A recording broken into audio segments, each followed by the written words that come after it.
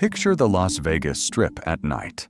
A sea of shimmering lights dominated by two titans, MGM and Caesars.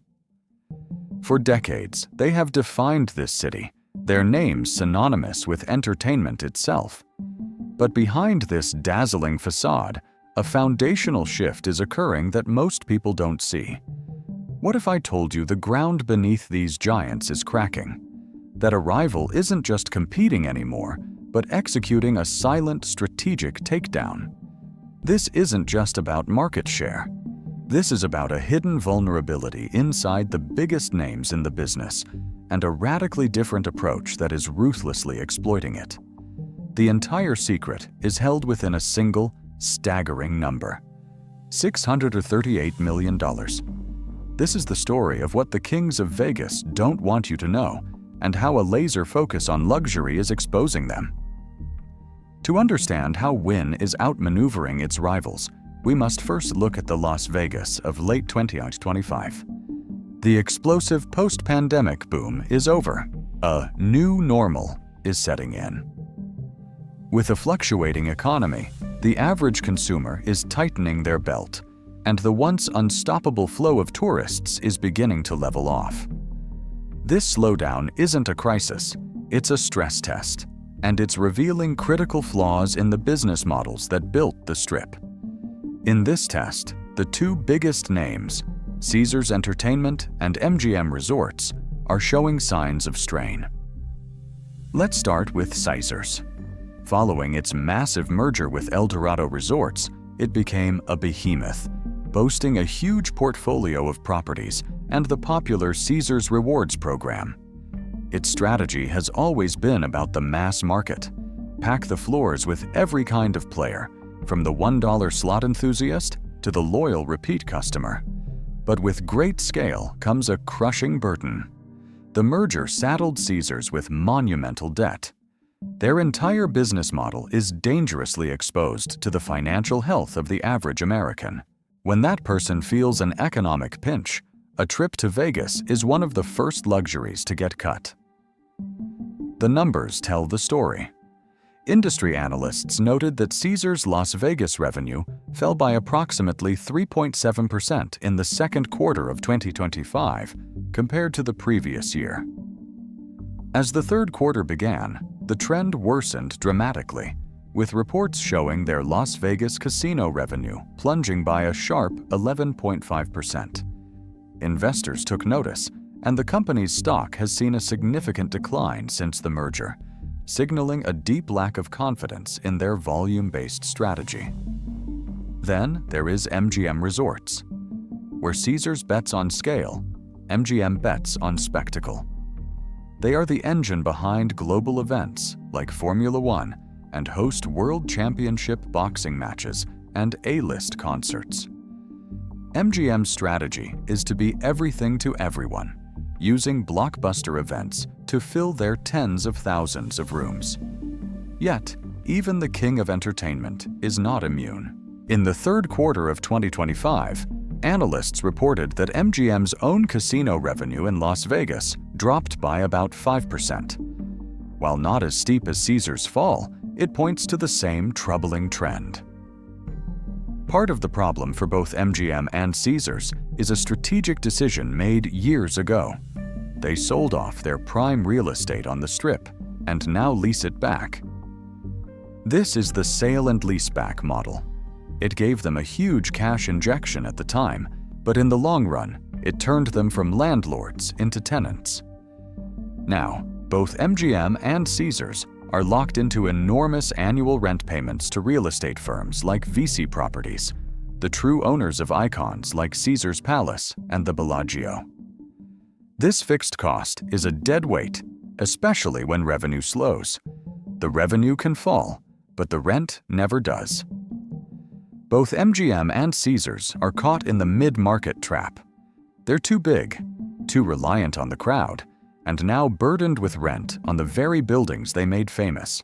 And while they struggle with these problems, a competitor is operating from a completely different foundation. While its rivals grapple with falling revenue and crippling rental costs, Wynn Resorts is playing a different game entirely. They don't have the most rooms. They don't chase the biggest crowds. But they are the undisputed leader in one critical metric: luxury. And that singular focus has created a fortress-like business model. Here is Wynn's hidden playbook, broken down into 4 key pillars that allow them to sidestep the crises hitting MGM and Caesars. First, dominating the luxury segment. This is Wynn's core philosophy. The company was founded on one belief: if you build the absolute best product, the best customers will come, and they will pay a premium for it. CEO Craig Billings has doubled down on this, stating that Wynn is focused exclusively on the highest end of the market. In practice, this means every detail at Wynn and Encore is engineered for a specific, high-spending clientele whose travel plans aren't derailed by minor economic shifts. This focus creates an economic shield. While MGM and Caesars worry about the average tourist cutting their budget, Wynn's customers keep spending. This segment delivers not just more stable revenue, but far more profitable revenue. By abandoning the mass market, Wynn built its own insulated economy. Second, prioritizing room rates over occupancy. This pillar flows directly from the first. Most Las Vegas hotels operate on a fill every room mentality, even if it means slashing prices. The logic is that once a guest is on the property, they'll spend money elsewhere. Wynn rejects this. They prioritize room rates over occupancy, preferring a few empty rooms to devaluing their brand with discounts. They refuse to get drawn into price wars. This discipline gives Wynn the highest average daily rate, ADR, on the Strip. Even with small dips in occupancy, their revenue per available room, RevPAR, remains incredibly high. While competitors complained of price resistance, Wynn commanded top dollar for major events and reported record earnings in the summer of 2025. Third, owning instead of leasing. This is perhaps Wynn's greatest structural advantage. While MGM and Caesars sold their castles and now pay rent, Wynn still owns its Las Vegas kingdom. The difference is simple. MGM and Caesars are tenants with a massive fixed expense. Wynn is the landlord with no such burden. Owning their real estate provides immense financial stability. With lower fixed costs, every dollar of revenue generates more pure profit. In a volatile market, this advantage is decisive. They control their own destiny. Fourth, strategic focus. Wynn's final pillar is focus. There's an industry temptation to chase every trend. MGM and Caesars have poured billions into the hyper-competitive, cash-burning field of online sports betting. Wynn chose a different path. After assessing the U.S. online betting market, they dramatically scaled back their WynnBET operations instead of continuing to hemorrhage cash. They also walked away from a costly pursuit of a New York casino license. Instead, Wynn directed its capital where it is strongest, its physical luxury resorts. They focused on perfecting their Las Vegas and Macau assets while making a bold strategic leap into a new frontier. Ras Al Khaimah in the United Arab Emirates, UAE. The Wynn Al Marjan Island project is set to be one of the first integrated resorts with a casino in the region, a pioneering move with astronomical future potential.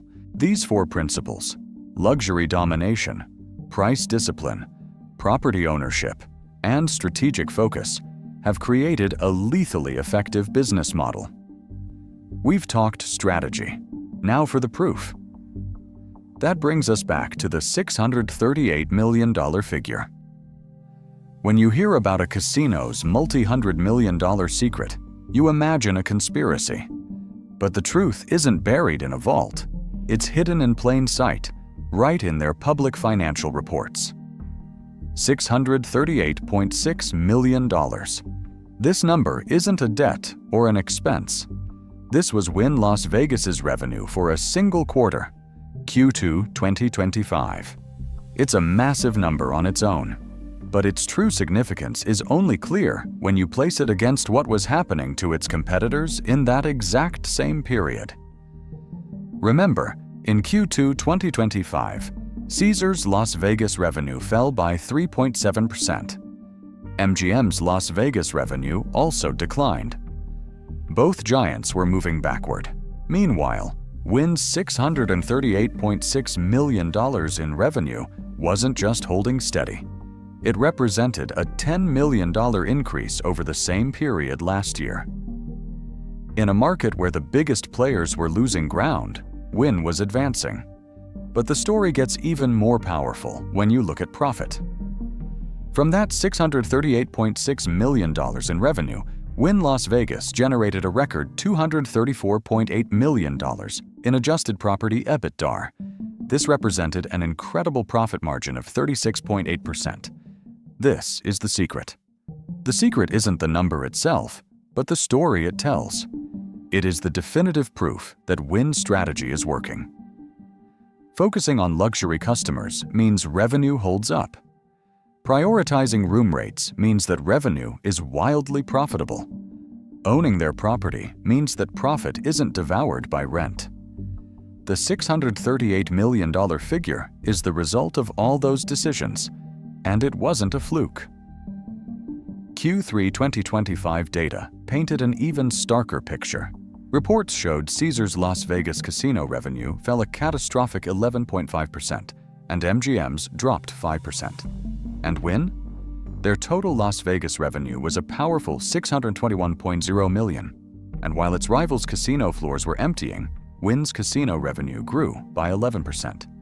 The $638 million from Q2 wasn't just a number. It was a declaration that in the war for Las Vegas, one business model is proving brutally superior. Wynn's dominance in 2025 is not an accident. It is the payoff from a long-term strategy, and their advantage looks set to widen. A key part of their plan is the complete renovation of the Encore Tower, scheduled to begin in spring 2026. This is a strategic reinvestment to keep their product untouchable. Judging by the success of their last Wynn Tower Suites upgrade, the redesigned suites will likely set another new benchmark for luxury on the Strip. Of course, closing rooms for an upgrade will create a short-term dip in available room nights in 2026, but this is a calculated sacrifice for a long-term gain. It broadcasts a message to the market: we are never satisfied. While competitors are forced to pinch pennies to pay rent, Wynn is using its profits to widen its lead. But Wynn's vision extends far beyond Las Vegas. Their Wynn Al Marjan Island project in the UAE is one of the boldest moves in the industry. As a first mover with a world-class resort in a region with enormous untapped potential, Wynn is positioning itself to capture an entirely new market. Now, compare that future to the one facing MGM and Caesars. They are locked into long-term leases with escalating costs, a financial trap that is nearly impossible to escape.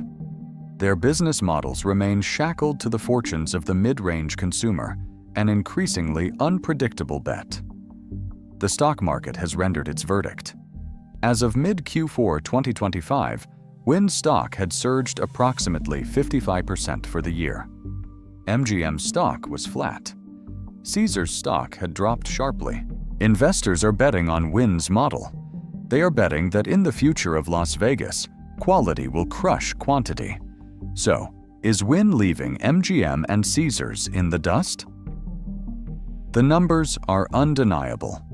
While the giants of the mass market are fighting for survival, Wynn has built a model that thrives in volatility.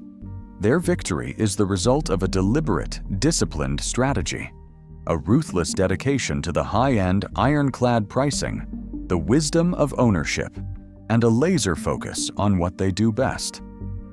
That $638.6 million in quarterly revenue wasn't just a record. It was the inevitable result of that philosophy. The question is no longer if a divergence is happening on the Strip. It is. The real question is, can MGM and Caesars find a way to fight back? Or are we witnessing the slow-motion fall of an empire? Let me know your thoughts in the comments below. Who are you betting on in the long-term battle for Las Vegas? And don't forget to subscribe so you don't miss our next breakdown. Thanks for watching.